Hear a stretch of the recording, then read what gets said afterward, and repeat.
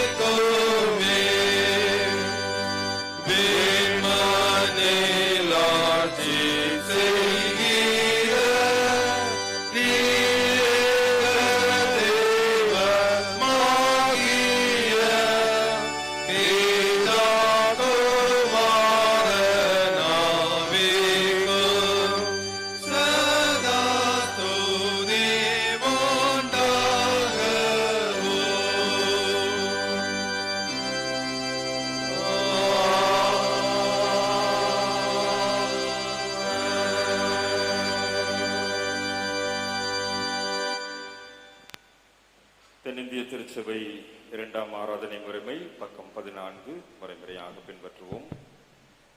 நாம் கடவுளை தொழுவோம். கடவுள் ஆவி 28வது பாமாலை இயேசுவே உம்மை தியானித்தால் உள்ளம் கனியுமே என்று தொடங்கும் பாமாலை பாடுவோம். பாமாலை நிறைவிலே நற்செய்தி பாடம் படிக்க கேட்போம். பாமாலை 258.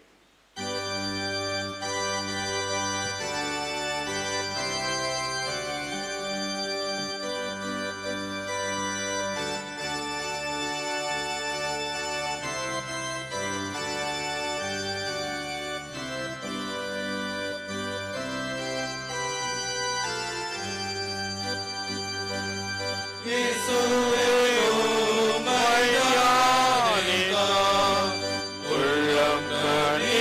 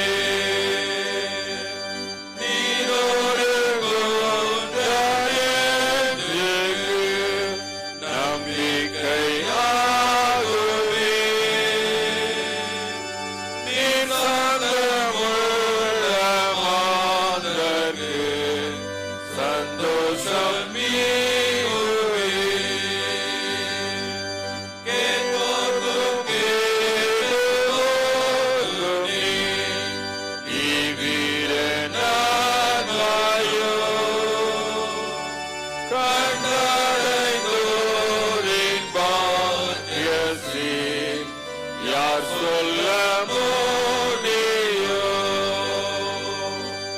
இயேசுவே அன்பாய் உணர்ந்து மெய்பக்தர் ஆதிமான். அவன் வினாழமலர்ந்து மற்றோர் அறிந்திடான். இயேசுவே எங்கள் முந்தியும் பேரின்பமும் நீரே.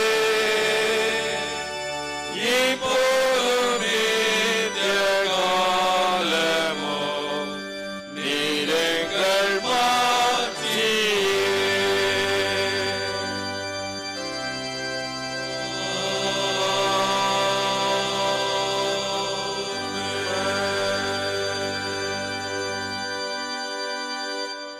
சபையார் தயவு செய்து அமருங்கள். இது நாளுக்குரிய மகிழ்விக்கு மன்னா வசனம். Today's manna. For the Son of Man came not to be served, but to serve us, and to give his life as a ransom for many. Mark 10:45. அப்படியே மனுஷகுமாரன்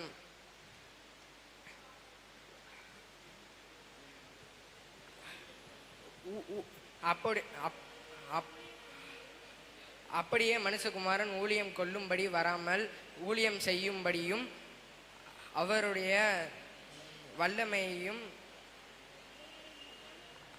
அனைவரையும் மீட்கும் பொருளாகவும் தம்முடைய ஜீவனை கொடுக்கும்படிக்கு வந்தார் என்றான். மார்க் 10:45. சீடத்தொற்றுக்கான கீழேயும் அப்படியே மனுஷகுமாரனும் ஊழியம் கொள்ளும்படி வராமல் ஊழியம் செய்யவும் பயங்களை விற்கும் பொருளாக தம்முடைய ஜீவனை கொடுக்கவும் வந்தார் என்றார். மார்க் 10:45. அப்படியே மனுஷகுமாரனும் ஊழியம் கொள்ளும்படி வராமல் ஊழியம் செய்யவும் அநேகரை மீட்கும் பொருளாக தம் ஜீவனை தந்தார் என்றார். மார்க் 10:45. அப்படியே மனுஷகுமாரனும் ஊழியம் கொள்ளும்படி வராமல் ஊழியம் செய்யும் அநேகரை மீட்கும் பொருளாக தம்முடைய ஜீவனை கொடுக்கவும் வந்தார் என்றார். Mark 10:45. For the Son of Man also came not to be served, but to serve, and to give his life as ransom for many. Mark 10:45. For the Son of Man came not to be saved, but served, but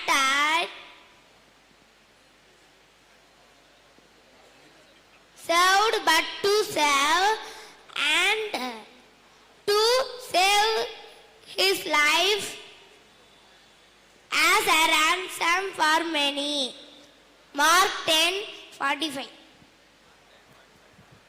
அப்படியே மனுஷகுமாரனும் ஊழியம் கொள்ளும்படி வராமல் ஊழியம் செய்யவும் அனைவரையும் மீட்கும் பொருளாக தம்முடைய ஜீவனை கொடுக்கவும் வந்தார் என்றார். மார்க் 10:45. அப்படியே மனுஷகுமாரன் ஊழியம் கொள்ளும்படி வராமல் ஊழியம் செய்யவும் அநேகரை மீட்கும் பொருளாக தம்முடைய ஜீவனை கொடுக்கவும் வந்தார் என்றார். மார்க் 10:45. Praise lord. மகிழ்விக்கும் மன்னா சீடத்துவத்திற்கான கிரயம். அப்படியே மனுஷகுமாரனும் ஊழியம் கொள்ளும்படி வராமல் ஊழியம் செய்யவும் அநேகரை மீட்கும் பொருளாக தம்முடைய ஜீவனை கொடுக்கவும் வந்தார் என்றார். மார்க் 10:45. ஆமீன். பிரைஸ் லாட்டால் மகிழ்விக்கும் மன்னா தலைப்பு சீடத்துவத்திற்கான கிரயம். அப்படியே மனுஷகுமாரனும் ஊழியம் கொள்ளும்படி வராமல் ஊழியம் செய்யவும் அநேகரை மீட்கும் பொருளாக தம்முடைய ஜீவனை கொடுக்கவும் வந்தார் என்றார். Mark 10:45. Thank you. Glory to God. For the Son of Man cannot not to be served, but to serve. He gave his life as a ransom for many. Mark 10:45. மகிழ்விக்கும் அண்ணா. தலைப்பு சீடத்துவத்துக்கான கிரியைகள்.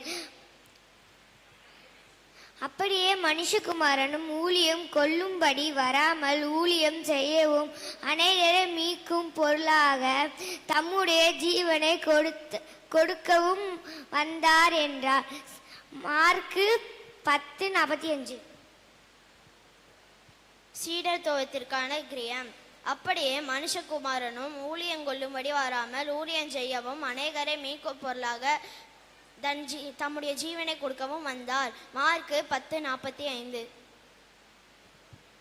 அப்படியே மனுஷகுமாரனும் ஊழியம் கொள்ளும்படி வராமல் ஊழியம் செய்யவும் அநேகரை மீட்கும் பொருளாக தம்முடைய ஜீவனை கொடுக்கவும் வந்தார் என்றார்.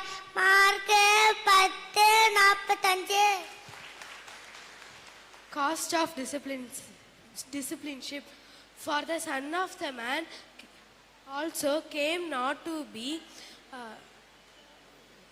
served, but to serve, give and not give his life to the for the many. Mark 10:45. Cost of discipleship. For the Son of Man also came not to be served, but to serve, and not to give his life as a ransom of many. Mark 10:45. அப்படியே மனுஷகுமாரனும் ஊழியம் கொள்ளும்படி வராமல் ஊழியம்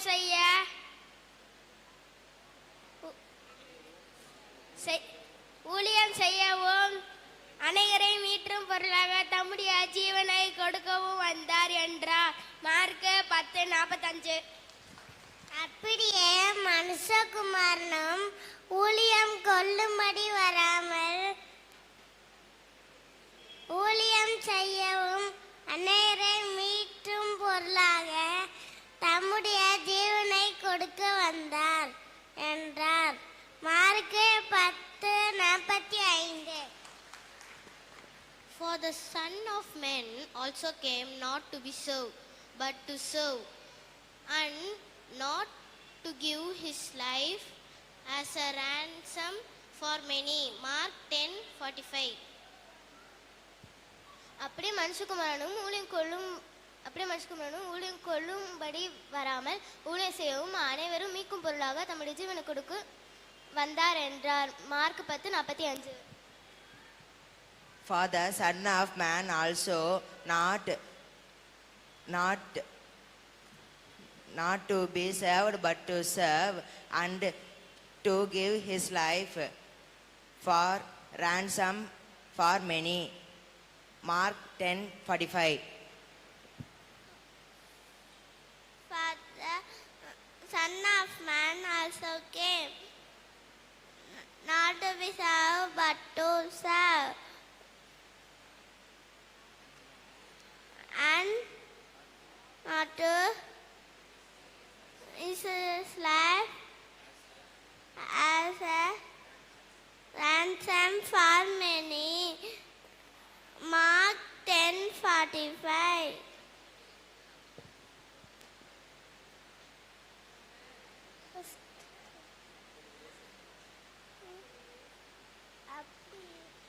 அப்படியே மனுஷகுமாரனும் ஊழியம் முழுவடிக்கு வராமல் ஊழியம் செய்யவும் அனைவரை ஈபிற்காக முழுதாக தன்னுடைய ஜீவனுக்கும் வந்தார் என்றார். Mark 10:40.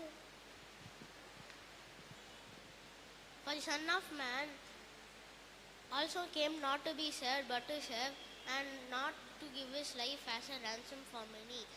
Mark 10:45. For the Son of Man also came not to be served, but to serve, and to give his life as a ransom for many. Mark 10:45. Amen. Cost of discipleship. For the Son of Man came not to be served, but to serve, and not give his life as a ransom of many. Mark 10:45. அப்படியே மனுஷகுமாரன் ஊழியம் கொள்ளும்படி வராமல் ஊழியம் செய்யவும் வந்திருக்கிறார். அனைவரையும் மீட்கும்படி வந்திருக்கிறார்.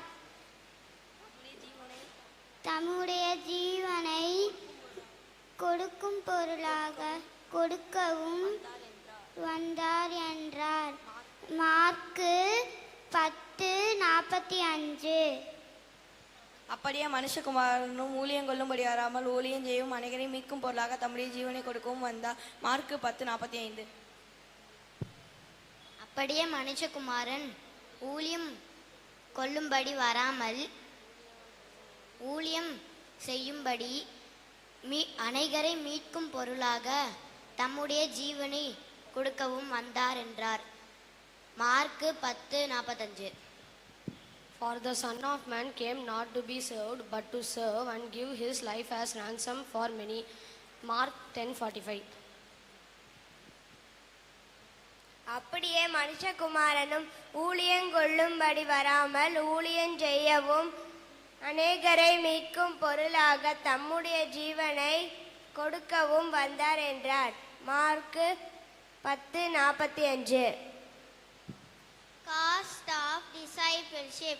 For the Son of Man also came not to be served, but to serve, and to give his life as a ransom for many. Mark 10:45. Cause of discipleship. For the Son of Man also came not to be served, but to serve, and not give his life as a ransom for many. Mark 10:45. அப்படியே மனுஷகுமாரனும் ஊழியம் கொள்ளும்படி வராமல் ஊழியம் செய்யவும் அனைவரையும் மீட்கும் பொருளாக தன்னுடைய ஜீவனை கொடுக்கவும் வந்தார் என்றார். மார்க்கு 10:45. அப்படியே மனுஷகுமாரனும்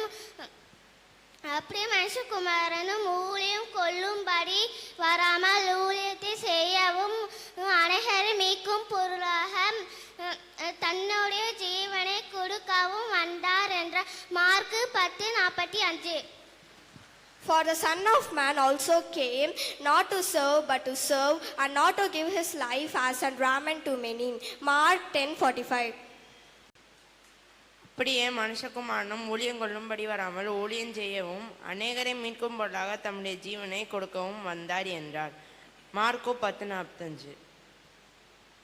அப்படியே மனுஷகுமாரன் ஊழியம் கொள்ளவும் வராமல் ஊழியம் செய்யவும் அநேகரை மீட்கவும் தம்முடைய ஜீவனை கொடுக்கவும் வந்தார் என்றார். மார்க்கு 10:45. அனைவரும் இணைந்து இந்த நாளுக்குரிய வசனத்தை சொல்லுவோம். சீடத்துவத்திற்கான கிரயம். அப்படியே மனுஷகுமாரனும் ஊழியம் கொள்ளும்படி வராமல் ஊழியம் செய்யவும் அநேகரை மீட்கும் பொருளாக தம்முடைய ஜீவனை கொடுக்கவும் வந்தார் என்றார். மார்க்கு 10:45. ஆண்டவர் இயேசுவின் திருப்பெயரிலே உங்கள் அனைவரையும் இந்த காலை நேரத்திலே அன்போடு கூட வாழ்த்தி வரவேற்பதிலே மகிழ்ச்சி அடைகின்றேன். சீடத்துவத்திற்கான கிரயத்தை கொடுக்கின்ற திருச்சபையாக, சீடத்துவத்தின் மேன்மையை உணர்ந்த திருச்சபையாக நம்மை நாம் மறு அர்ப்பணம் செய்ய ஆண்டவர் நம்மை அழைக்கின்றார். ஒரு விளைந்த ஆராதனை நேரம் அதற்கு நமக்கு துணையாக இருக்க ஆண்டவருடைய சமூகத்திலே பாடல்களை பாடி ஆண்டவரை மகிமைப்படுத்துவோம். ஆராதனைக்குரியவரே, உம்மை உயர்த்தி ஆராதிப்பேன். பரிசுத்தர் பரிசுத்தர் பரிசுத்தர் நீர் பரிசுத்தர் என்று சொல்லி ஆண்டவரை மகிமைப்படுத்தி இந்த நாளுக்குரிய ஆராதனை பாடலை பாடி ஆண்டவரை மகிமைப்படுத்துவோம்.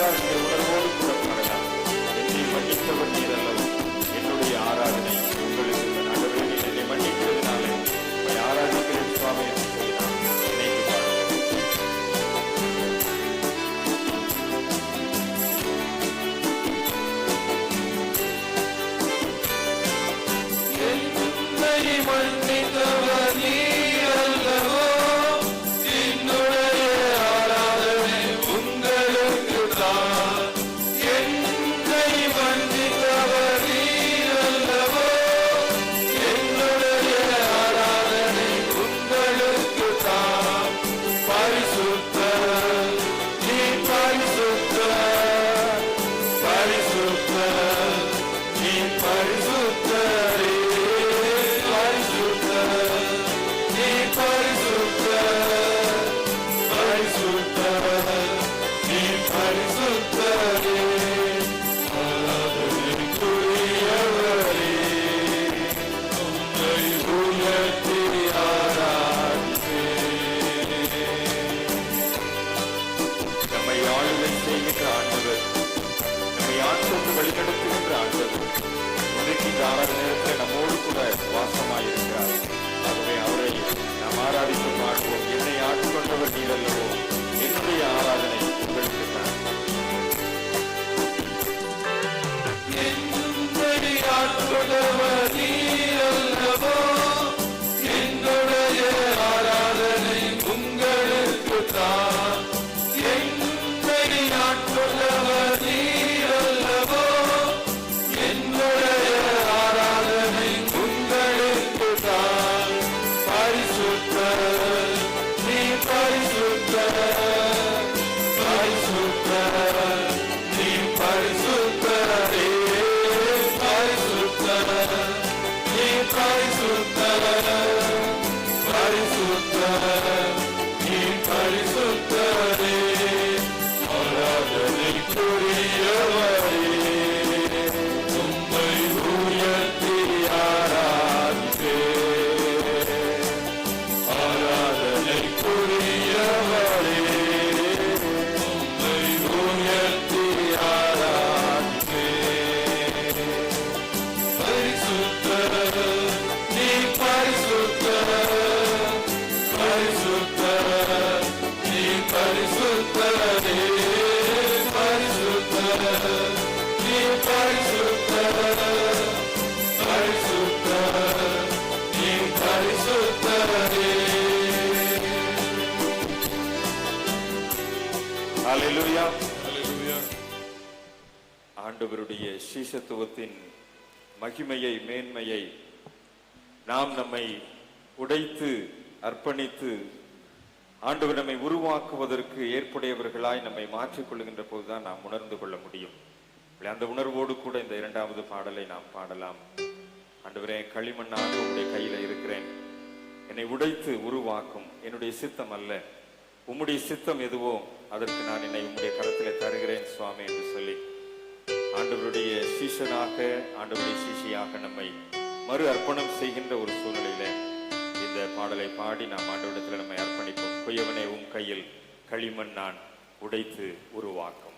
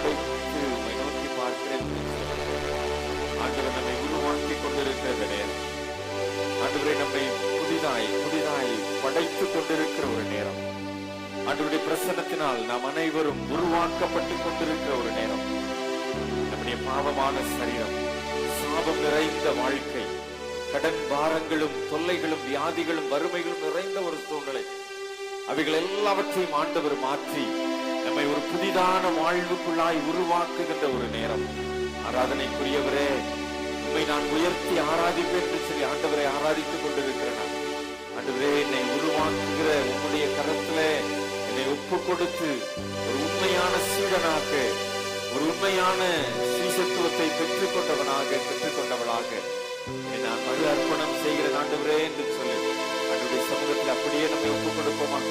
நாம் என்ன நிலைமையில ஆண்டவருடைய சமூகத்துல வந்திருக்கிறோமோ, என்ன சூழ்நிலை ஆண்டவருடைய பாதத்துல வந்திருக்கிறோமோ, எந்த விதமான மனநிலைமையோடு கூட ஆண்டவருடைய சமூகத்துல கூடி வந்திருக்கிறோமோ, அதே மனநிலைமையில அப்படியே நம்மை அனைத்து ஏற்றுக்கொள்ளுகிற ஆண்டவருடைய கரத்துல நம்மை அப்படியே ஒப்பு கொடுப்போமா?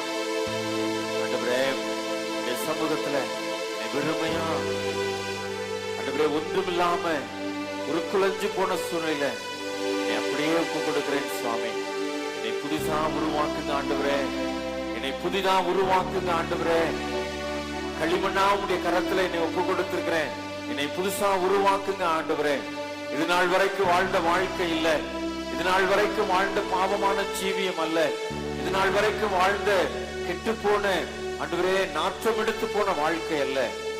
இதிலிருந்து புது சிருஷ்டியா, ஒரு புதிய படைப்பா என்னை உருவாக்குங்க ஆண்டவரே என்று சொல்லி யாரெல்லாம் உடைய சமூகத்துல அப்படிப்பட்ட நினைவுகளோடு வேண்டுதலோடு உடைய சமூகத்துல செபிக்கின்றார்களோ, இன்றைக்கு ஆண்டவரே அவர்களை ஒரு புதிதாய் உருவாக்கும்படியாய், ஒரு புதிய படைப்பாக அவர்களை வணைந்து உம்முடைய சித்தத்தின்படி அவர்களை உருவாக்கும்படியாய் ஆண்டவரே உடைய கரத்துல ஒப்பு கொடுத்து நாங்கள் உம்மை நோக்கி பார்க்கிறோமே. இன்றைக்கு சரீரத்தில் இருக்கின்ற பலவீனங்களை மாற்றுகின்ற ஆண்டவர், ஆண்டவரே சரீரத்தில் இருக்கின்ற வேதனைகளை மாற்றுகின்ற ஆண்டவர், வியாதிகளை மாற்றுகின்ற ஆண்டவர், கடன் பாரத்தை மாற்றுகின்ற ஆண்டவர், ஆண்டவரே சொல்ல முடியாத ஆண்டவரே வெளியில ஆண்டவரே வார்த்தைகளினால் விவரிக்க முடியாத பிரச்சனைகளை மாற்றுகின்ற ஆண்டவருடைய கரத்துல ஆண்டவரே எங்களை உருவாக்கும் என்று சொல்லி ஒப்புக் கொடுக்கிறோம். உண்மையான சீடனாக சிஷியாக எங்களை அர்ப்பணிக்கின்ற சூழ்நிலை ஏற்றுக்கொண்டு எங்களை மார்போடு அணைத்து எங்களை அரவணைத்து ஏற்றுக்கொண்டு ஒரு புதிதாய் உருவாக்கும் ஆண்டவரே. எங்களுடைய வாழ்க்கையில் இன்றைக்கு ஒரு மாற்றத்தை நாங்கள் காணட்டும்.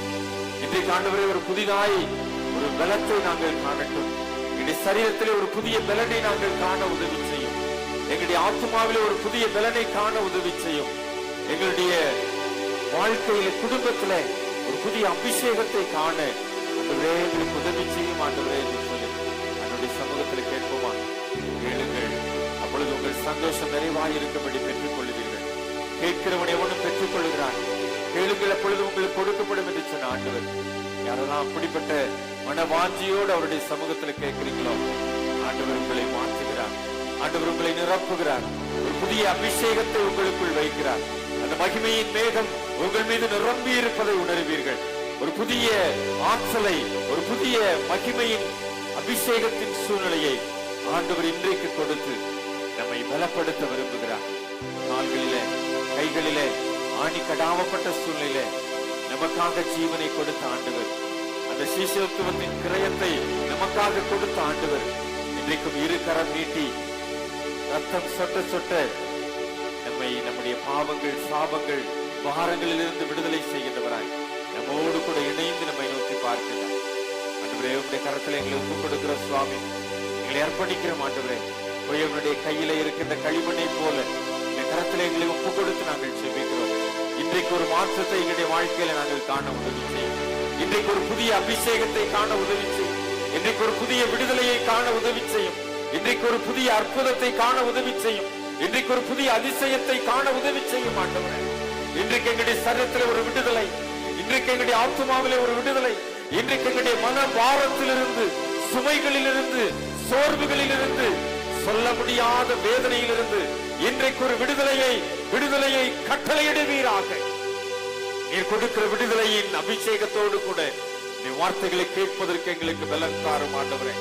ஆண்டவருடைய வார்த்தையின் மூலமாய் ஒரு சுகம் உண்டாகட்டும், வார்த்தையின் மூலமாய் ஒரு பலன் உண்டாகட்டும்.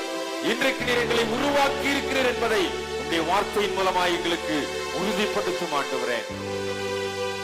மகிமையின் மேகம் எங்களோடு கூட இறங்கி வந்து எங்களை ஆட்கொள்வதற்காய் ஸ்தோத்திரம். உடைய மகிமையின் பிரசன்னம் எங்களை நுழைத்திருப்பதற்காய் ஸ்தோத்திரம். ஆராதனையில கலந்து கொள்ள முடியாதபடி ஆண்டவரே தனிமைப்படுத்தப்பட்ட மக்களுக்காக நாங்கள் செபிக்கிறோம். இந்த ஆராதனையின் அபிஷேகத்தை உணர முடியாதபடி பல நிலைமைகளிலே விடுபட்டு போன மக்களுக்காய் நாங்கள் ஜெபிக்கிறோம். இந்த ஆலய ஆராதனையிலே பங்கு பெறுவதன் மூலமாய் ஒரு உன்னத அபிஷேகத்தை சுதந்திரித்துக் கொள்ளுகிறோம் என்று சொல்லி ஆலய வாஞ்சையோடு கூட உங்களுடைய சமூகத்திலே கூடி வந்திருக்கிற ஒவ்வொருவரையும் ஆண்டவருடைய ஆவியினால் அபிஷேகத்து இடை கட்டுவீராக. இன்றைக்கு ஒரு பலனை தருவீராக. இன்றைக்கு ஒரு அற்புதத்தை செய்வீராக. இன்றைக்கு ஒரு அதிசயம் நடப்பதாக. மகிமை எங்களை ஆட்கொள்வதற்காய் நன்றி. மகிமையின் அபிஷேகம் எங்கள் ஒவ்வொருவரையும் நிறைத்திருப்பதற்காய் நன்றி. உங்களுடைய மகிமையின் மேகம் எங்கள் ஒவ்வொருவரையும் மூடியிருப்பதற்காய் நன்றி. கோணலானவைகளை செவ்வையாக்குகிற ஆண்டவர், கரடு முரடானவைகளை மாற்றி அமைக்கின்ற ஆண்டவர், பள்ளங்களை மேம்படுத்தி சரிப்படுத்துகின்ற ஆண்டவர், இன்றைக்கு எங்களுடைய வாழ்க்கையை இந்த ஆராதனை நேரத்திலே புதிதாய் மாற்றி இருப்பதற்காய் நன்றி. புதிதாய் உருவாக்கி இருப்பதற்காய் நன்றி. புதிதாய் சிருஷ்டித்திருப்பதற்காய் நன்றி. புதிதாய் நீர் படைத்திருப்பதற்காய் நன்றி. நன்றியுள்ள இதயத்தோடு உடைய வார்த்தையை கேட்பதற்கு நாங்கள் கடந்து செல்கிறோம். உடைய வார்த்தையின் அபிஷேகம் எங்கள் ஒவ்வொருவரையும் ஆளுகை செய்வதாக. தொடர்ந்து எங்களோடு கூட பேசும் இயேசு கிறிஸ்துவின் நாமத்தில் ஜெபிக்கிறோம். ஜெபம் கேளும் நல்ல பிதாவே. ஆமென், ஆமென். உட்காருங்கள். ஜெப பாடலுடைய வார்த்தைக்காக நம்மை ஆயத்தப்படுத்துவோம்.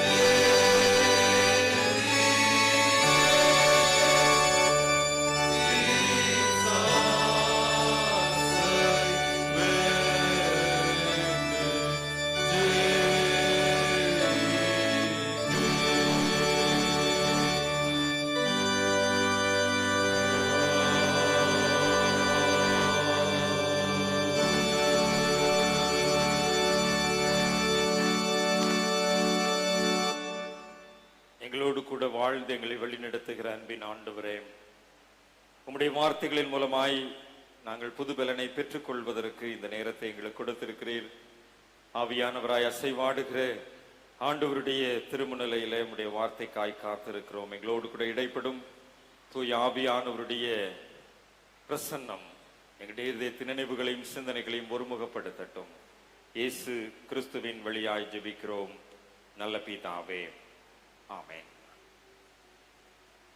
ஆண்டவரில் அன்பார்ந்த இறை மக்களே, ஆண்டவரும் உலக மீட்பெருமாகிய இயேசு கிறிஸ்துவின் ஈடு இணையற்ற திருப்பெயரிலே உங்கள் அனைவரையும் மிகுந்த அன்போடு கூட வாழ்த்துகிறேன்.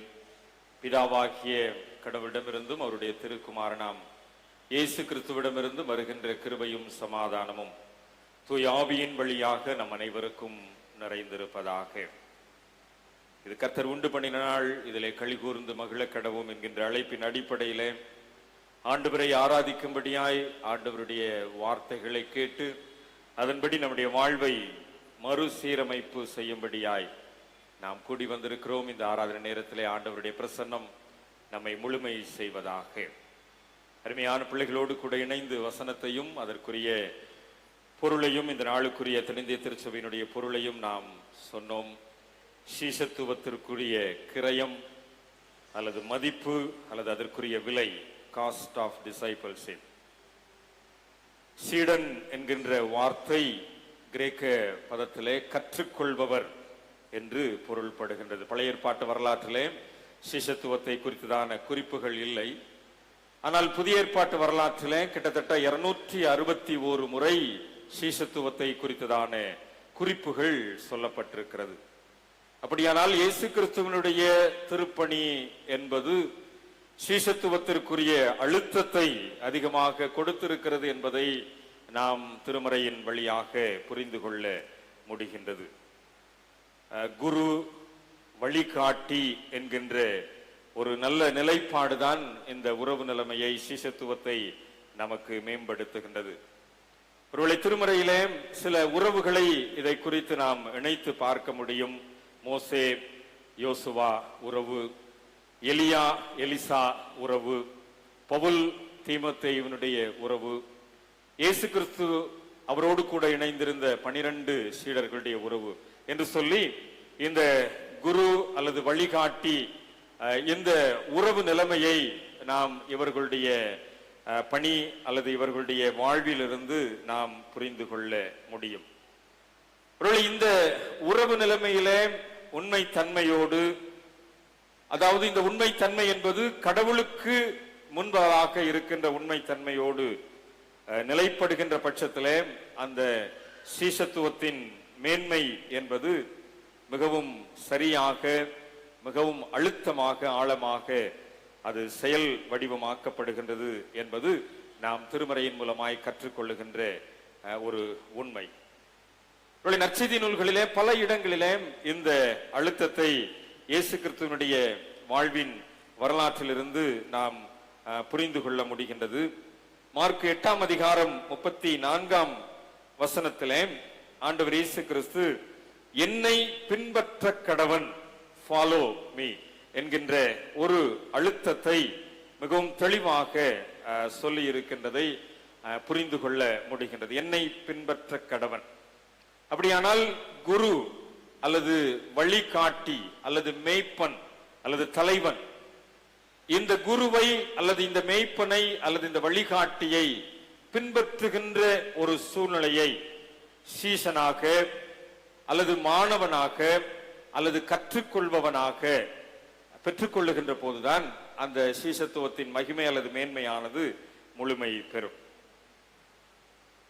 நீங்கள் தொடக்க வரலாற்றில், அதாவது தொடக்க வரலாறு என்பது இயேசு கிறிஸ்துவினுடைய தொடக்க ஊழிய வரலாற்றிலே மத்தேயு 4ஆம் அதிகாரத்தில் 18 முதல் 22 வசனங்கள் வரை பேதுருவை, யாக்கோபுவை, இன்னும் ஆண்டவர் அவருடைய சீஷர்களை அழைக்கின்ற போது இந்த வார்த்தையை பயன்படுத்தி இருக்கிறதை, அதாவது என்னை பின்பற்றுகின்றங்க என்கின்ற சொல்கின்ற வார்த்தையை பயன்படுத்தி இருக்கிறதை பார்க்க முடியும். அதே போல மத்தேயு 8ஆம் அதிகாரம் 1 வசனத்திலே திரளான ஜனங்களை பார்த்து இந்த வார்த்தையை ஆண்டவர் பயன்படுத்துகின்றார், என்னை பின்பற்றி வாருங்கள் என்று சொல்லி. மத்தேயு 9ஆம் அதிகாரம் 9ஆம் வசனத்திலே ஆயத்துறையிலே வரி வசூல் செய்து கொண்டிருந்த மத்தேயுவை பார்த்து ஆண்டவர் என்னை பின்பற்றி வா என்று சொல்லி அழைக்கின்றார். யோவான் 1ஆம் அதிகாரம் 43ஆம் வசனத்திலே பிலிப்பு இந்த வார்த்தையினால் பின்பற்றுவதற்கு அழைக்கப்படுகின்றார். யோவான் 21ஆம் அதிகாரத்தில் 19ஆம் வசனத்திலே உயிர்த்தெழுந்த ஆண்டவர் பேதுருவை என்னை பின்பற்றி வா என்று சொல்லி அந்த ஊழியத்தின் சார்பிலே அழைக்கின்றதை நாம் புரிந்து கொள்ள முடியும். நாம் இப்பொழுது படிக்க சொன்ன மார்க் 10:38 சிலுவையை எடுத்துக்கொண்டு என்னை பின்பற்றுகின்ற ஒரு சூழ்நிலையை வளர்த்துக் கொள்ள வேண்டும் என்று சொல்லி ஆண்டவர் அழைக்கின்றதையும் நாம் புரிந்து கொள்ள முடிகின்றது. ஆக சீஷத்துவம் என்பது கிறிஸ்துவை பின்பற்றுதல் என்கின்ற ஒரு புரிந்து கொள்ளுதலை நமக்கு உள் இருத்துகின்றது.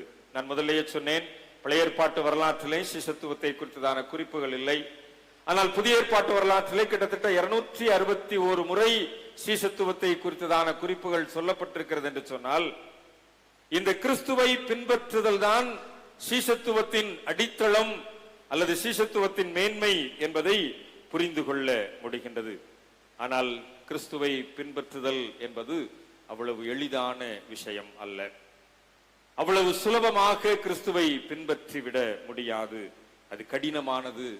இன்னும் சொல்ல வேண்டும் என்று சொன்னால் அது உயிர் கொடுத்தலில் அடங்கி இருக்கின்றது என்பதுதான் இரத்த சாட்சி மரணங்கள் நமக்கு முன்பதாக வைத்திருக்கின்ற சவால் நிறைந்த ஒரு காரியம். இயேசுவை பின்பற்றுதல் என்பது கடினமான விஷயம் என்று சொன்னால் அது தன்னுடைய உயிரையே கொடுக்கின்ற ஒரு வகையிலே அந்த சீஷத்துவத்தின் ஆழம் அல்லது அழுத்தம் என்பது அங்கே முழுமை பெறுகின்றது. அந்த அடிப்படையில் தான் நாம் படிக்க கேட்ட திருமறை பகுதிகளாக இருந்தாலும் சரி, இன்னும் புதிய ஏற்பாட்டிலே அநேக பகுதிகளாக இருந்தாலும் சரி, இதற்குரிய கிரயத்தை கொடுத்து அந்த மேன்மையை நிறைவேற்றுவதற்கு இயேசு தன்னை கையளித்த அந்த சூழ்நிலை முழுமை செய்யப்படுகின்றது. நான் மார்க்கு 8ஆம் அதிகாரத்தை உங்களுக்கு சொன்னேன்.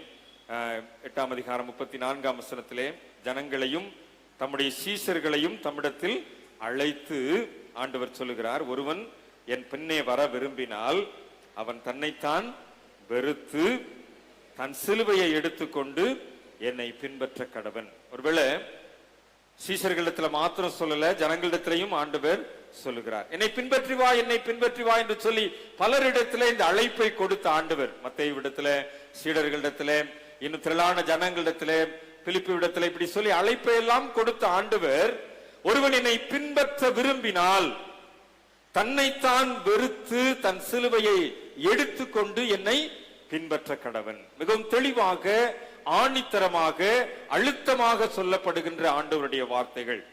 என்னை பின்பற்றி வா என்று சொல்லி ஆண்டவர் கொடுக்கின்ற அழைப்பு உண்மைதான். ஆனால் அந்த அழைப்பை ஆண்டவர் அடிக்கோடிடுகின்றார், என்னை பின்பற்ற விரும்பினால் உன்னை நீ வெறுக்க வேண்டும்.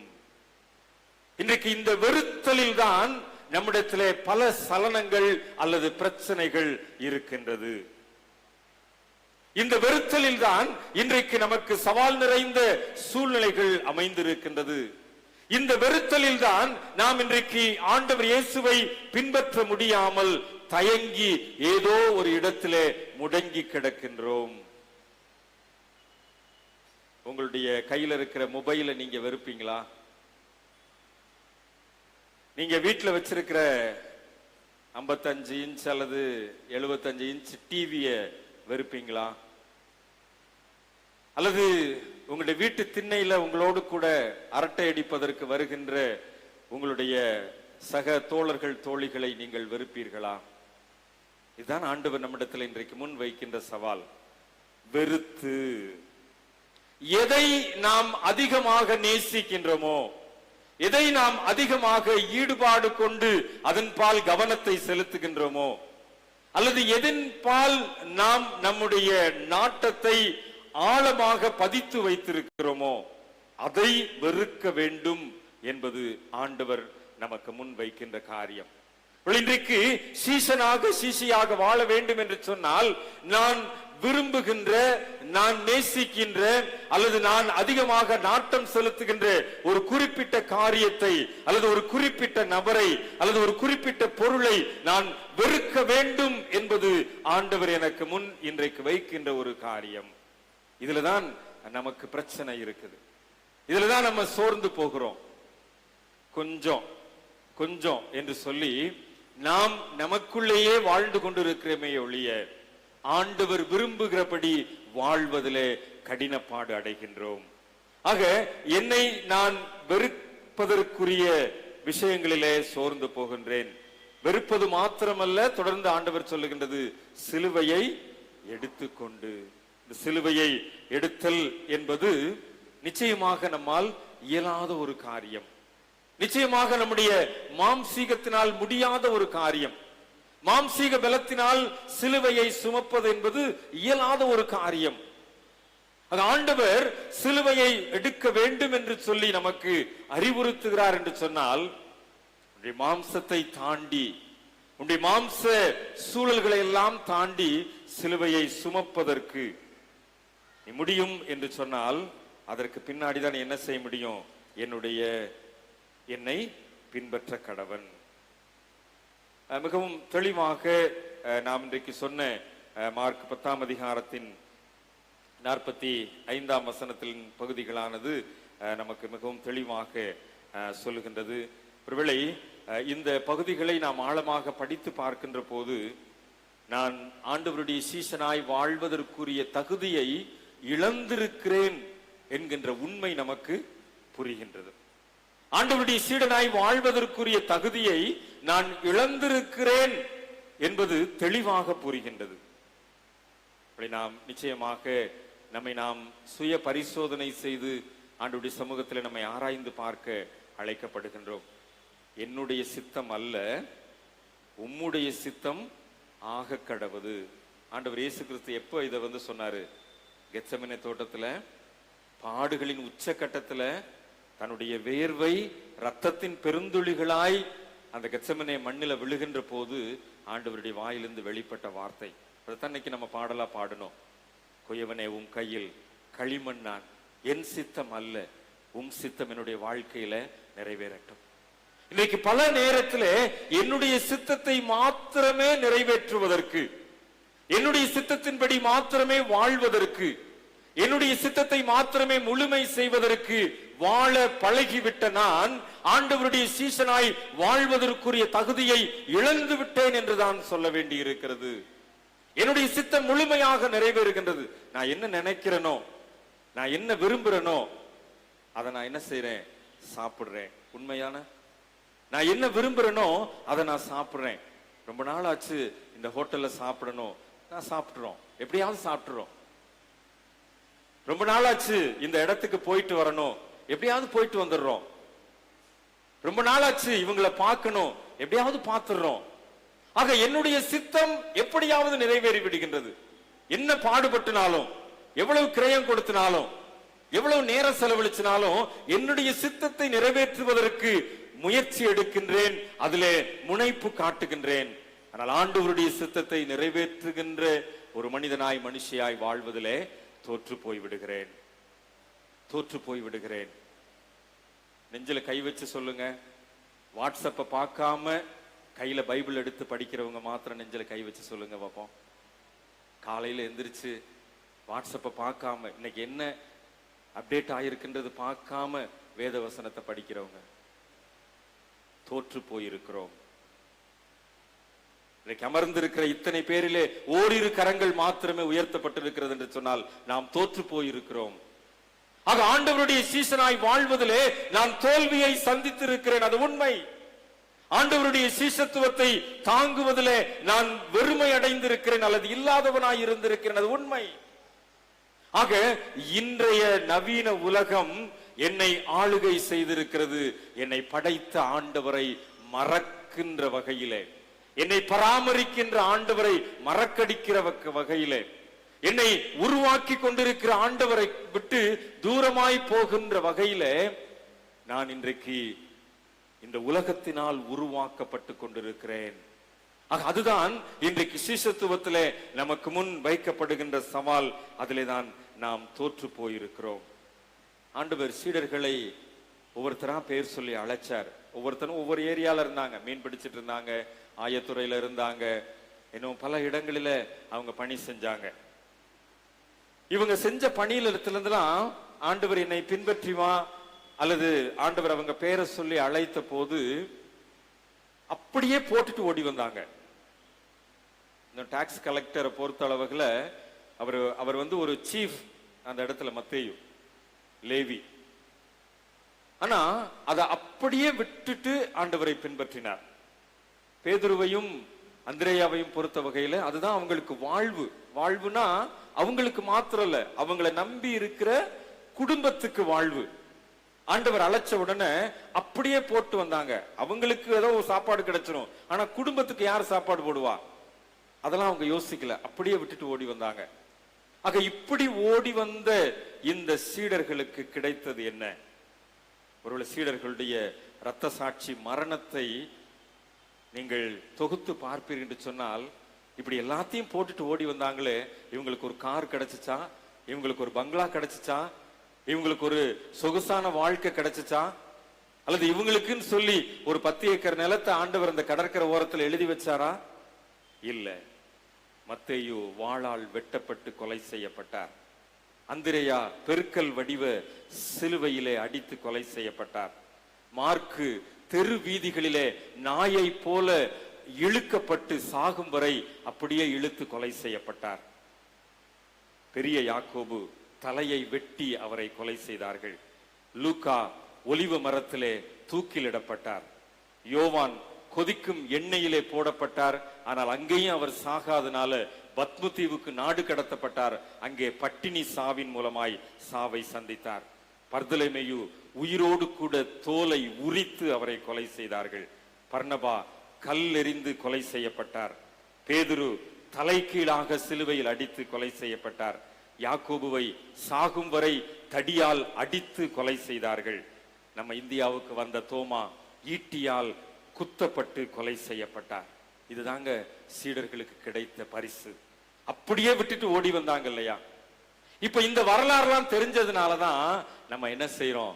சீசனாய் வாழ்வதிலே தயக்கம் காட்டுகின்றோம். இப்படி போனவங்களுக்கெல்லாம் என்ன கிடைச்சது? ஆஸ்திரேலியால இருந்து வந்தார் கிரஹாம் ஸ்டெயின்ஸ். இந்த ஊருக்கு வந்து என்ன கிடைச்சது? அவர் செஞ்சது என்ன? தோல் வியாதியினால் பாதிக்கப்பட்ட அந்த உரிய மாநிலத்து மக்களை சுகப்படுத்தினார். அவர்களுக்கு தேவையான நற்செய்தியை சொன்னார். உயிரோடு எரித்து அவரையும் அவருடைய 2 குழந்தைகளையும் கொலை செய்தார்களே. ஃபாதர் ஸ்டெயின்ஸ் ஈட்டியால் குத்தப்பட்டு கொலை செய்யப்பட்டாரே. இந்த வரலாறுலாம் நமக்கு தெரிய தெரிய நாம் சீசனாய் மாற மாற இதுதான் நமக்கு எதிர்காலம் என்பதை தெரிந்து கொண்டு ரொம்ப விழிப்போட இருக்கிறோம். ரொம்ப விழிப்போட இருக்கிறோம். எப்படி விழிப்போட இருக்கிறோம்? என்னைக்கும் பைபிளை மட்டும் கையில எடுக்கணும், ஆனா சீசனாய் மாத்திரம் இருந்திடக்கூடாது. பைபிளை கையில எடுப்போம், கோயிலுக்கு போவோம், வேத வசனத்தை படிப்போம், பேசுவோம், ஆனா சீசனாய் மாத்திரம் என்ன செஞ்சிட மாட்டோம்? வாழ்ந்திட மாட்டோம். இதுதான் இன்றைக்கு நமக்கு முன் வைக்கப்பட்டிருக்கிற சவால். ஆண்டவர் இந்த சீசத்துவத்துக்கான கிரயத்தை கொடுத்து, ஒரு ஆட்டுக்குட்டியும் ஒரு கோழியும் பேசிக்கிட்டே போச்சான். கோழி சொல்லிச்சான், என்னுடைய எஜமானுக்காக நான் என்ன கொடுக்கிறேன் தெரியுமா? டெய்லி ஒரு முட்டை கொடுக்குறேன், நீ என்ன கொடுக்குற அப்படின்னு. அப்ப ஆட்டுக்குட்டி சொல்லிச்சான், நீயாவது முட்டையை கொடுத்துட்டு உயிரோட இருப்ப, நான் என்னுடைய சதையவே கொடுத்துட்டு செத்து போயிருவேன். ஜீவாதார பலியாக தன்னை அர்ப்பணித்த தேவ ஆட்டுக்குட்டியாக வந்த ஆண்டவர் நம்முடைய பாவங்களுக்காக தன்னையே அர்ப்பணித்தாரே, அதுதான் அந்த சீசத்துவத்தின் கிரயமாக அவர் தன்னை அர்ப்பணித்த விதம் என்று சொன்னால், அவரை பின்பற்றுவது கடினமான விஷயம்தான். ஆனால் அந்த கடின பாதையை ஆண்டவருடைய சீடர்கள் நமக்கு கற்றுக் கொடுத்திருக்கிறார்கள். ஆனால் நான் இந்த பட்டியலிட்டு சொன்ன இந்த சீசர்களுடைய இரத்த சாட்சி மரணத்தின் அடிப்படையில ஒருவேளை இன்றைக்கு திருச்சபை உருவாக்கப்பட்டிருக்கிறது என்பதை நாம் மறந்து போய்விடக் கூடாது. இன்றைக்கு நாம் சொகுசாக அமர்ந்து ஆராதித்துக் கொண்டிருக்கிற ஆலயங்கள் உருவாக்கப்பட்டிருக்கிறது என்பதை மறந்து போய்விடக் கூடாது. இந்த இரத்த சாட்சி மரணம் தான் திருச்சபையின் வித்து என்பதை நாம் மறந்து போய்விடக் கூடாது. இந்த இரத்த சாட்சிகளின் மூலமாகத்தான் இன்றைக்கு திருச்சபை வேரூன்றி நிற்கிறது என்பதையும் உலக வரலாற்று அளவிலே நாம் மறந்துவிட முடியாது. ஒருவேளை இந்த சீசத்துவத்தின் மேன்மையை ஆண்டவர் நமக்கு இன்றைக்கு உணர்த்தி இருக்கிறார். சற்று நாம் நம்ம யோசிப்போம். அதாவது இயேசுவை விட அல்லது கிறிஸ்துவனுடைய அன்பை விட நான் எதை அதிகமாக நேசிக்கிறேன்? சற்று சீர்தூக்கி பார்ப்போம். ஒருவேளை கணவன் மனைவியை, மனைவி கணவனை, பெற்றோர் பிள்ளைகளை, பிள்ளைகள் பெற்றோரை அல்லது நண்பர்களை நேசிக்கின்ற அந்த அன்பையும் தாண்டி இயேசுவை நேசிப்பதற்கு, கிறிஸ்துவோடு கூட இணக்கமாய் வாழ்வதற்குரிய அந்த ஆழமான வழிநாட்டுதல் இன்னைக்கு சீசத்துவத்தின் அடித்தளமாக உணர்த்தப்பட்டிருக்கிறது என்று சொன்னால், ஆண்டவர் நம்மை அழைக்கின்றார். அந்த அழைப்புக்கு கீழ்ப்படிந்தவர்களாய் சீசத்துவத்தின் மேன்மையை புரிந்து கொண்டு செயல்பட நாம் அழைக்கப்படுகின்றோம். பல நேரத்துல இந்த சீசத்துவத்துல நம்மளா ஒரு டிசைன் பண்ணிக்கிறோம். நான் பெர்ஃபெக்டா இருக்கிறேன், நான் ரொம்ப கரெக்டா சீசத்துவத்தை என்னுடைய வாழ்க்கையாக்கி இருக்கிறேன் என்று சொல்லி நமக்குள்ள நாம் ஒரு டிசைன் பண்ணிக்கிறோம். அதுதான் என்ன நடக்குது அப்படின்னா, இந்த குருவை மிஞ்சிய சீசத்துவமாக மாறிவிடுகிறது. பல நேரத்தில் அதை நாம் வாழ்வியலாக்குகின்றோம். குருவை மிஞ்சிய சீசத்துவமாக. ஒருவேளை இந்த குருவை மிஞ்சிய சீசத்துவத்தை ஆண்டவர் ஒரு நாளும் அனுமதிக்கவில்லை. நீங்க நான் சொன்ன அந்த திருமறை வசனங்கள் மத்தேயு 4, மத்தேயு 8, மத்தேயு 9, மத்தேயு 10, யோவான் 1, இது எல்லாத்திலுமே, யோவான் 21, இது எல்லாத்திலுமே என்னை பின்பற்றிவான் தான் சொன்னாரு. எனக்கு முன்னாடி போன்னு ஒரு நாளும் சொல்லல. ஃபாலோ மீன் தான் சொல்றாரு. எனக்கு பின்னாடியே வா, எனக்கு முன்னாடி ஓடாத, இதுதான் ஆண்டவர் சொல்றார். ஆனா பல நேரத்துல நம்ம என்ன செஞ்சிட்டு இருக்கிறோம்? முந்தி ஓடிடுறோம். குருவை மிஞ்சிய சீஷர்களாக ஓடி விடுகிறோம். குருவை மிஞ்சிய சீசத்துவம் பல நேரத்தில் நம்மிடத்தில் காணப்படுகிறதையும் நாம் உணர்ந்து கொள்ள அழைக்கப்படுகின்றோம்.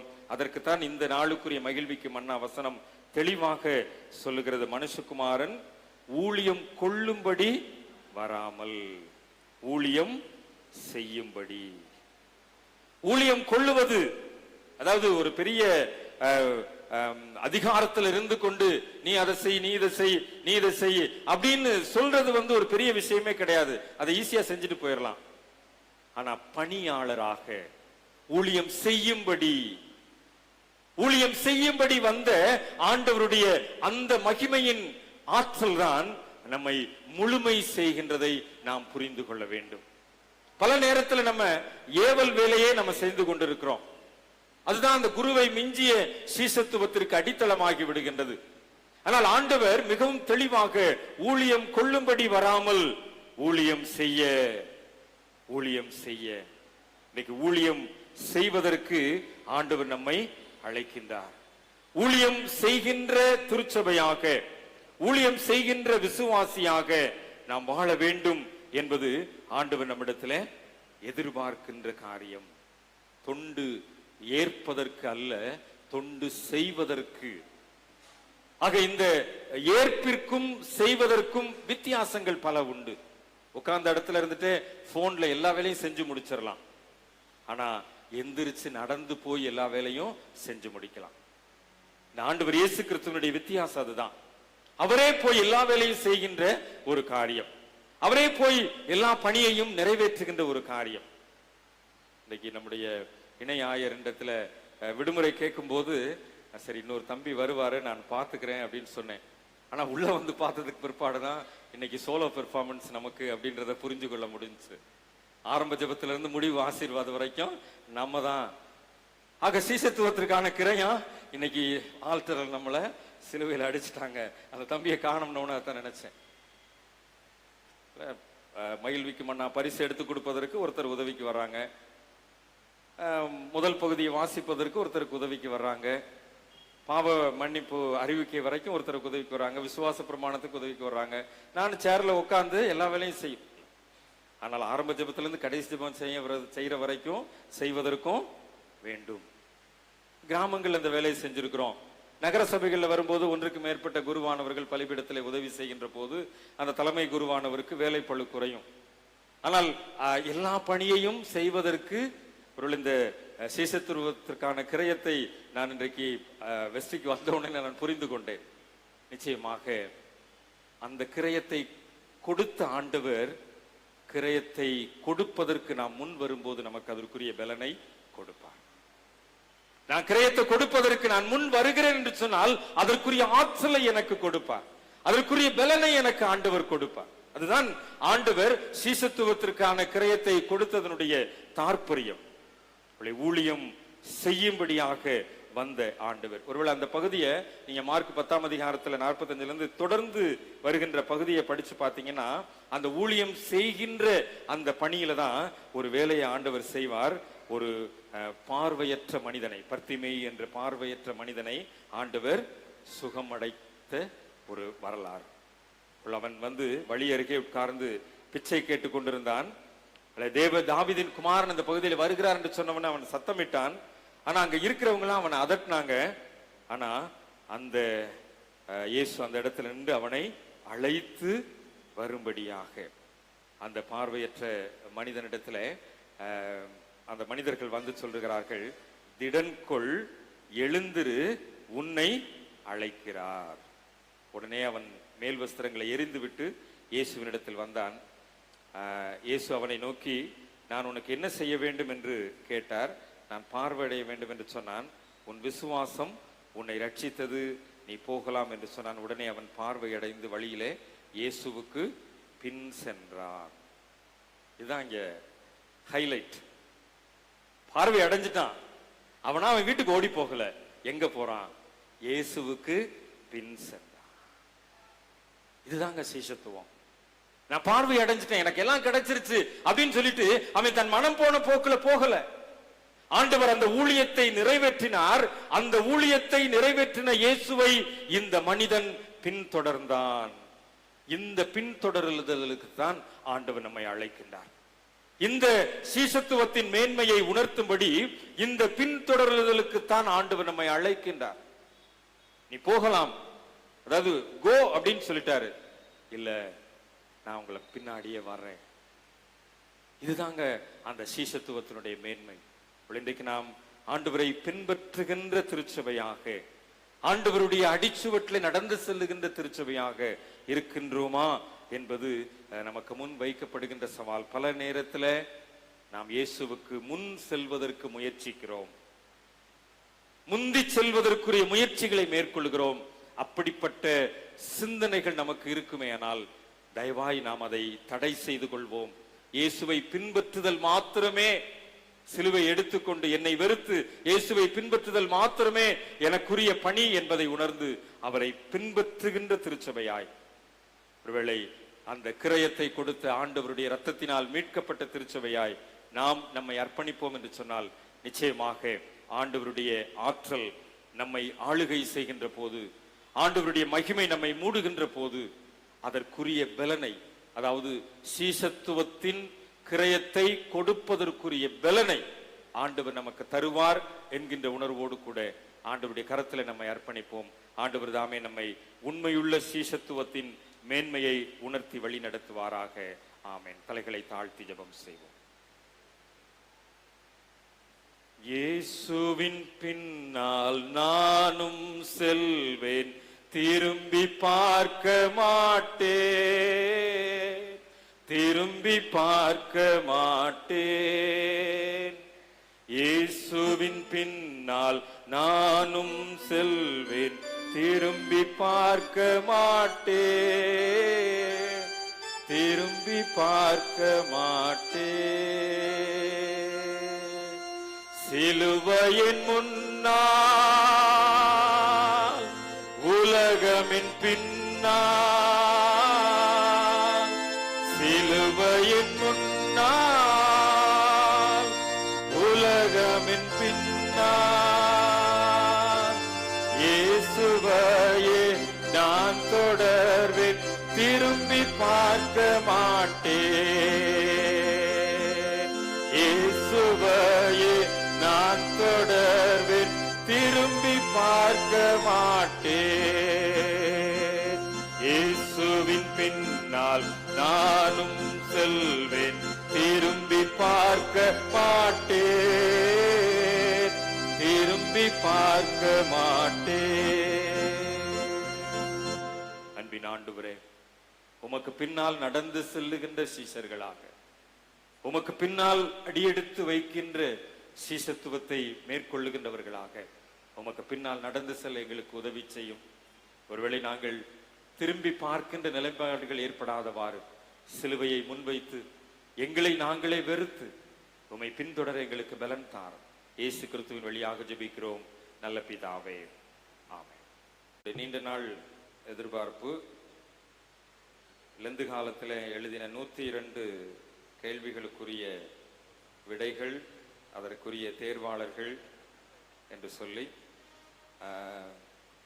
சற்று தாமதம்தான், ஆனாலும் 100 கேள்வியை திருத்தியாச்சு. அந்த 101 102 திருத்த முடியலை. உங்களுக்குரிய இந்த பணியை நம்முடைய இணை ஆயர் ஒரு குழுவாக அவர்கள் இருந்து செயல்பட்டார்கள். அவர்களுக்கு நான் நன்றி சொல்லுகிறேன். 75 பேர் மொத்தமாக பார்ட்டிசிபேட் பண்ணது. உங்களுடைய முயற்சிக்கு நான் பாராட்டுகின்றேன். முதலாவது, அதாவது ரொம்ப ஒர்க் பண்ணியிருக்கிறீங்க. பக்கம் பக்கமாக எழுதிட்டீங்க. அதனால் உங்களுடைய முயற்சிக்கு நான் முதலாவது குருவானவராக நான் பாராட்டுதலை தெரிவித்துக் கொள்கிறேன். அதுக்கப்புறம் கொஞ்சம் நீங்கள் இந்த ஆண்ட்ராய்டு மொபைல் யூஸ் பண்ணதையும் கண்டுபிடிச்சிட்டோம். திருட்டுத்தனம் பண்ணியிருக்கீங்கன்றதும் தெரிஞ்சிருக்குது. அதற்கு நான் கண்டிப்பை நான் உங்களுக்கு சொல்ல வேண்டும். ஏன்னா கையில் இருக்கிற வேத புஸ்தகத்தை தவிர ஆண்ட்ராய்டு மொபைலில் நிறைய மிஸ்டேக்ஸ் இருக்குது. அது நான் அடிக்கடி சொல்கிறேன். நீங்கள் அதை ரொம்ப யூஸ் பண்ணுறீங்க, அதை யூஸ் பண்ணாதீங்க. உன்னத மலரில் வர்ற கேள்வி பதிலுக்கும் அதை தான் நீங்கள் யூஸ் பண்ணுறீங்க. ஆனாலும் உங்களை உற்சாகப்படுத்துகிறோம். அதனால் ஆண்ட்ராய்டு மொபைல் யூஸ் பண்ணதை தெளிவாக அதெல்லாம் யாருன்னு தெளிவாக கண்டுபிடிச்சிட்டோம். அதுக்கப்புறம் நீங்கள் கான்ஃபரன்ஸில் பேசி பதில் எழுதியிருக்கீங்க. உண்மையா இல்லையா? உண்மையா இல்லையா? உண்மை. அதையும் கண்டுபிடிச்சிட்டோம். ஏதாவது எக்ஸாம் ஹாலில் உட்காந்து ஈடிச்சாங்காப்பி அடிக்காமல் வீட்டில் உட்காந்து ஈடிச்சாங்காப்பி அடிச்சிருக்கீங்க. ஸோ இந்த மாதிரி வெரைட்டிஸாக உங்களை கண்டுபிடிச்சிட்டோம். ஆனாலும் உங்களுக்கு பரிசு கொடுக்க வேண்டும் என்பது என்னுடைய உள்ளத்தின் வாஞ்சை. ஆகவே மத்திய 20ஆம் அதிகாரத்தில் பரலோக ராஜ்யத்துக்கு பற்றி உண்மையை சொல்லும்போது காலையில் வேலைக்கு வந்தவனுக்கும் ₹1 காசு தான், 11ஆம் மணியில் வேலைக்கு வந்தவனுக்கும் ₹1 காசு தான். அதனால் ஆன்சர் ஷீட் டிஸ்பிளே பண்ணிடுறேன், பார்த்துக்கங்க நீங்கள் என்ன தப்பு பண்ணியிருக்கீங்கன்றதை. அதே மாதிரி லிஸ்ட்டும் டிஸ்பிளே பண்ணிடுறேன், நீங்கள் பார்த்துக்கங்க. இன்றைக்கு உங்களுக்கு பரலோக ராஜ்யத்தை போல அனைவருக்கும் சமமாக உங்களுக்கு ஒரு பரிசு பொருளை, உங்களுக்கு உபயோகமான ஒரு பரிசு பொருளை உங்களுக்கு வழங்குகிறேன். பெயர் வாசிக்கும் போது முன்னாடி வந்து வாங்கிக்கங்க. எனக்கு உதவி செய்யும்படி போதகரமாவை அன்போடு அழைக்கிறேன். ஏன்னா நான் பேர் வாசித்துட்டு புத்தம் நல்லா இருக்கிறதுனால போதகரமாவை கோயிலேருந்து ஒருத்தர் வந்து எடுத்து கொடுங்க, அம்மாட்ட எடுத்து கொடுங்க. நான் பேர் வாசிக்கிறேன், கொஞ்சம் வேகமாக வந்து பெற்றுக்கொள்ளுங்கள். திருவாளர்கள் டேவிட் ஜெயச்சந்திரன், பேனா இருக்கா? டேவிட் ஜெயச்சந்திரன் வரலையா? வந்திருக்காங்களா? ரைட். ஹென்ரி தாமஸ் ராபின்சன், திரு டேனியல் ராஜேஷ் மேல இருக்கார், வர சொல்லிருங்க. அந்த அம்மா இருக்காங்க. திருமதி வசந்தா பிரபாகர், திருமதி ஜெனிஃபர் ஜெபஸ்டின், திருமதி ராணி வளர்மதி, திருமதி மேரி சைமன், திருமதி பிரபாவதி ஆப்ரி. யாருக்குமா? மேரி சைமன். திருமதி ரூத் ஜாஷ்வா பிரின்ஸ், திருமதி கலைச்செல்வி வனராஜன், திருமதி ஜெபராணி, திருமதி மெர்சி தாமஸ், திருமதி ஜெயராணி ஸ்டான்லி, திருமதி ரோஸ்லின் இமானுவேல், திருமதி சுனிதா அலெக்ஸ், திருமதி சத்யராணி,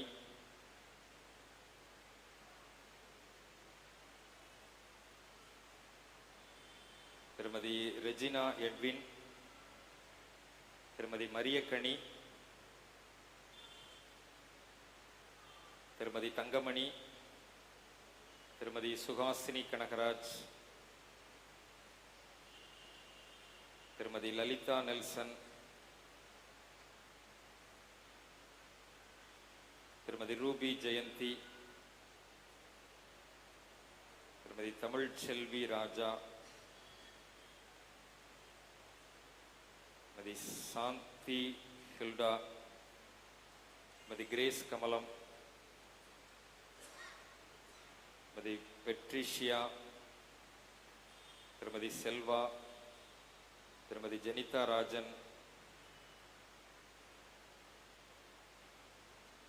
திருமதி சங்கீதா டேவிட், திருமதி ரெபேக்கா, திருமதி குளோரி சுகிர்தா, திருமதி மல்லிகா பெஞ்சமின், திருமதி ஷியாமல், திருமதி மேரி லைனல், திருமதி சுகந்தி தனபாலன், திருமதி ஹெலினா மனோகர், திருமதி பால் கிரேஸ், திருமதி பியூலா சந்தோஷ், திருமதி சாம்பு ஜெயச்சந்திரன் காப்ரியல், திருமதி வேளாங்கண்ணி, திருமதி டெய்சி வில்சன், திருமதி ஹெப்சிபா மார்கரெட்,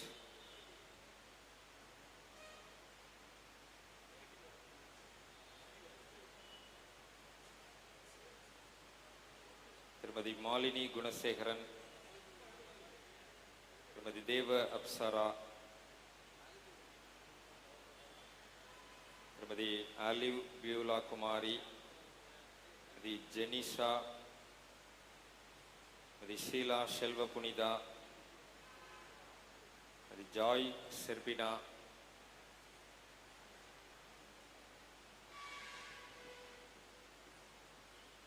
திலக் குமார் எல்மோ, திருமதி குருவம்மாள், திருமதி ஸ்வீட்டி டயானா,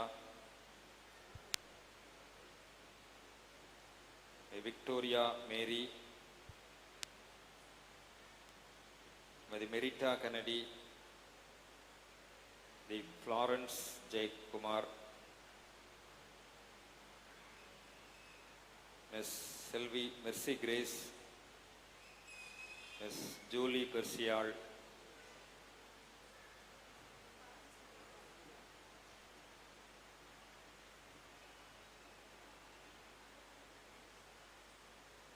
பெலிசியா தவராணி, திருமதி அஜிதா, திருமதி தனபாக்கியம், அமலா ஐசக் சாமுவேல்,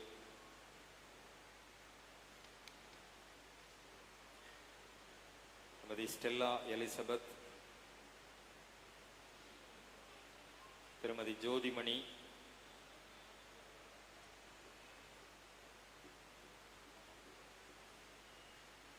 திரு ஆனந்தராஜ் அன்புரோஸ், கிப்சன் நிர்மல் சிங், திரு தங்கராஜ், திருமதி சாந்தகுமாரி, திருமதி மலர்கொடி,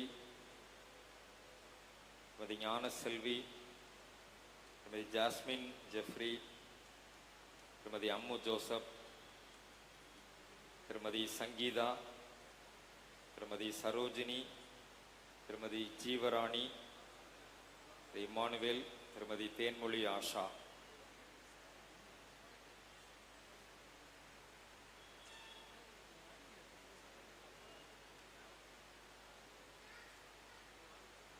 இங்கே வாங்காதவர்கள், விடுபட்டவர்கள் என்னிடத்தில் கேட்டு பெற்றுக்கொள்ளும்படி அன்போடு கூட கேட்டுக்கொள்கிறேன்.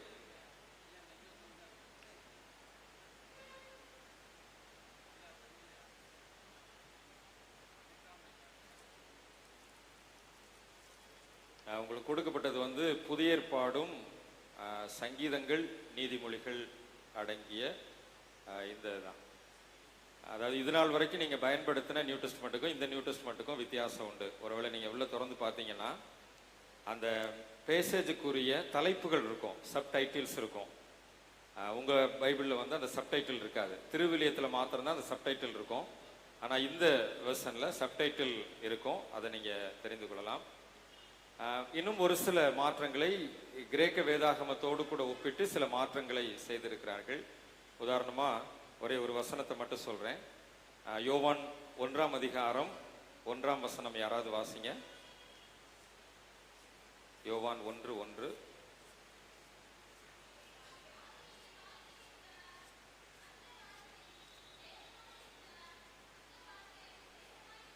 பழைய வேதாகமத்தில் இருக்கவங்க வாசிங்க. இருந்தது இருந்தது என்பது. அதாவது இந்த வார்த்தை என்பது கிரேக்கத்தில் லோகோஸ். லோகோஸ் என்பது ஆழ்த்தத்துவம் உள்ளது. ஸோ அதை அக்ரிணை பொருளில் சொல்லக்கூடாது, அதை உயர்திணையில் சொல்லணும் அப்படிங்கிறதுக்காக இந்த மொழிபெயர்ப்பை இப்பொழுது இந்திய வேதாகம சங்கம் செய்திருக்கிறார்கள். ஆகவே இந்த இதில் நீங்கள் ஆதியிலே வார்த்தை இருந்தார், அந்த வார்த்தை தேவனோடு இருந்தார், அந்த வார்த்தை தேவனாய் இருந்தார் என்று சொல்லியிருக்கோம். அதே போல நீங்க ஒவ்வொரு ஆகமத்துக்கும் முன்னாடி அதுக்குரிய இன்ட்ரடக்ஷன் இருக்கும். யோவான் எழுதின சுவிசேஷம் யார் எழுதினது, எப்போ எழுதினது, அதற்குரிய முகவுரை, இதெல்லாமே திருவிலியத்தில் மாத்திரம்தான் இவ்வளவு நாள் இருந்துச்சு. இப்போ பைபிள் சொசைட்டி ஆஃப் இந்தியா இந்த பவர் எடிஷன்லையும் இதை கொண்டு வந்திருக்காங்க. இன்னும் நீங்க சங்கீதங்களை நீங்க படிச்சு பார்த்தீங்கன்னா சில மொழிபெயர்ப்பு வித்தியாசங்களையும் நீங்கள் புரிந்து கொள்ளுகின்ற வகையிலே உள்ள வித்தியாசங்களையும் நீங்கள் பார்க்க முடியும். ஆகவே என்னை பொறுத்த வகையிலே திருமறையை ஆழமாக கிட்டத்தட்ட அந்த 40 நாட்களும் ஆழமாக நீங்க ஒர்க் பண்ணதுக்கு ஒருவேளை இது ஏற்புடைய பரிசாக இருக்கும் என்று சொல்லி நான் நம்பினேன். அந்த அடிப்படையில் இந்திய வேதாகம சங்கத்தில் இதை ஆர்டர் செய்து இன்னும் சொல்ல போனால் இன்னைக்கு காலையில் தான் இந்த பார்சலே வந்து சேர்ந்துச்சு. இன்னைக்கு கொடுக்க முடியுமோ முடியாதோன்னு நினச்சேன். போன வாரம் தான் பைபிள் சொசைட்டி ஆஃப் இந்தியாவோட ஒர்க்கர்கிட்ட கேட்டேன், இருக்குது ஆனால் எப்படி உங்களுக்கு சரியாக அடுத்த வாரம் கொடுக்க முடியுமான்னு தெரியல அப்படின்னாரு. ஆனாலும் எனக்காக பிரயாசப்பட்டு அனுப்புங்கன்னு சொன்னேன். இன்னைக்கு காலையில் தான் பார்சல் வந்து சேர்ந்துச்சு. ஆகவே இன்றைக்கு இதை உங்களுடைய கரங்களை கொடுப்பதற்கு முடிந்தது.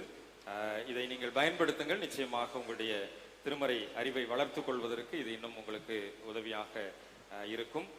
வாங்காதவர்கள் என்னிடத்துல பெயரை சொல்லி பெற்றுக்கொள்ளுங்கள். உன்னத மலர் பரிசு அதிகமாக கேட்குறீங்க. இந்த மாசத்தோட வெளிப்படுத்தின விசேஷம் முடிவடைகின்றது. வெளிப்படுத்தின விசேஷம் இந்த மாசத்தோட முடிவடைகிறது. ஆக வெளிப்படுத்தின விசேஷத்தை முடிச்சுட்டு அடுத்த மாசம் உன்னத மலர் பரிசையும் உங்களுக்கு கொடுப்பதற்கு ஆயத்தப்படுகின்றோம். கர்த்தர் உங்களுடைய திருமறை சார்ந்த அறிவை வளர்ப்பதற்கு இன்னும் அதிகமாக உதவி செய்வாராக.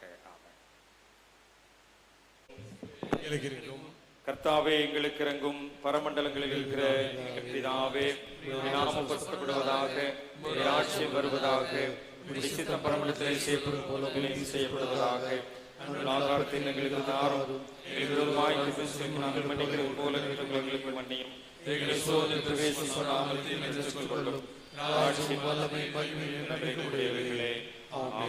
ஆண்டவரே, உமது இரக்கத்தை எங்களுக்கு காண்பியும். ஆண்டவரே, எங்களை ஆளுபவர்களை வழி நடத்தும். உம்முடைய பணிவிடைக்காரருக்கு நீதியை தரிப்பியும். நீர் தெரிந்து கொண்ட ஜனத்தை சந்தோஷப்படுத்தும். ஆண்டவரே, உமது ஜனத்தை இரட்சியும்.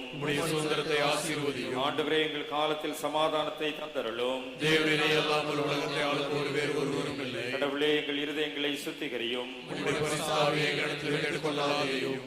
தொடர்ந்து ஜெபிப்போம். சமாதானத்திற்காக, தேவ கிருபைக்காக, எல்லா மோசங்களுக்கும் விலக்கி காப்பதற்காக ஆண்டவருடைய அருள் வேண்டி ஜெபிப்போம். இத்தருணத்தில் ஒருமனப்பட்டு உம்மை நோக்கி எங்கள் பொதுவான விண்ணப்பங்களை எங்களுக்கு கிருபை அளித்த சர்வவல்லமையுள்ள கடவுளே, 2 பேராவது 3 பேராவது நாமத்தினாலே கூடி வரும் பொழுது அவர்கள் கேட்கிறவர்கள் அருளி செய்வென்று வாக்குறுதி இருக்கிறீரே.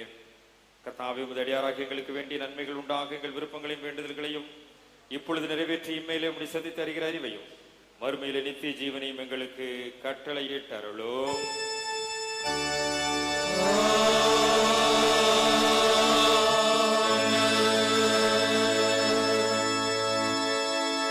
தேவனுடைய இரக்கமுள்ள கிருபைக்கும் பராமரிப்புக்கும் உங்களை ஒப்புக்கிறோம். பிதா, குமாரன், பரிசுத்த ஆவி ஆகிய சர்வவல்லமை புரிந்தின கடவுளுடைய ஆசீர்வாதம் உங்களுக்குள்ளே இருந்து எப்பொழுதும் உங்களோடு நிலைத்திருக்க கடவுது.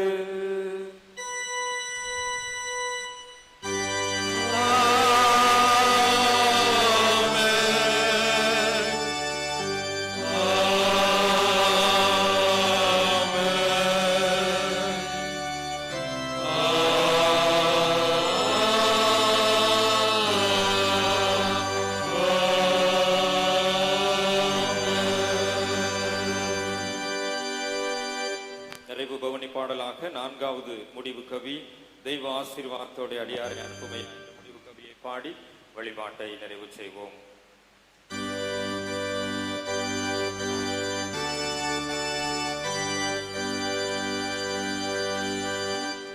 Oh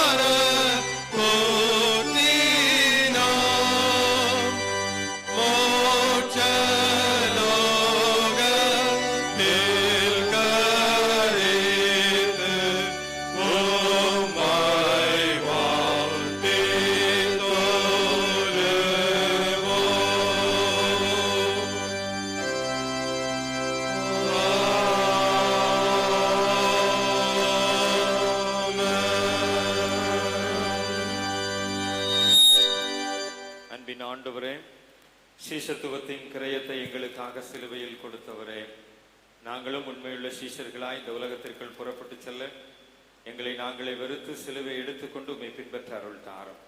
உம்மை பின்பற்றுகின்ற உண்மையுள்ள சீடர்களாய் அதற்கான ஆண்டவரை எல்லா விதமான முயற்சிகளை மேற்கொள்ளுகின்றவர்களாய் எங்களை அர்ப்பணித்து இந்த வழிபாட்டிலிருந்து நாங்கள் எங்கள் இல்லத்திற்குள்ளாய் கடந்து செல்கிறோம். எங்களோடு கூட மாறும், எங்களை வழி நடத்தும். உம்மை பின்பற்றுகிறோம் என்கின்ற உணர்விலே இந்த உலகத்தை அல்ல, சிலுவையை முன்வைத்து நடந்து செல்ல எங்களுக்கு பலம் தாரும். இயேசு கிறிஸ்துவின் திருப்பெயரிலே ஜெபிக்கிறோம் நல்ல பிதாவே, ஆமென். என் ஆத்துமாவே கர்த்தரை ஸ்தோத்திரி, என் முழு உள்ளமே பரிசுத்த நாமத்தை ஸ்தோத்திரி. என் ஆத்துமாவே கர்த்தரை ஸ்தோத்திரி, அவர் செய்த சகல உபகாரங்களையும் மறவாதே. ஆமென். கர்த்தர் உங்களோடு இருப்பாராக. தெய்வ சமாதானத்தோடு செல்ல கடவோம். கர்த்தருடைய நாமத்தினாலே ஆமென்.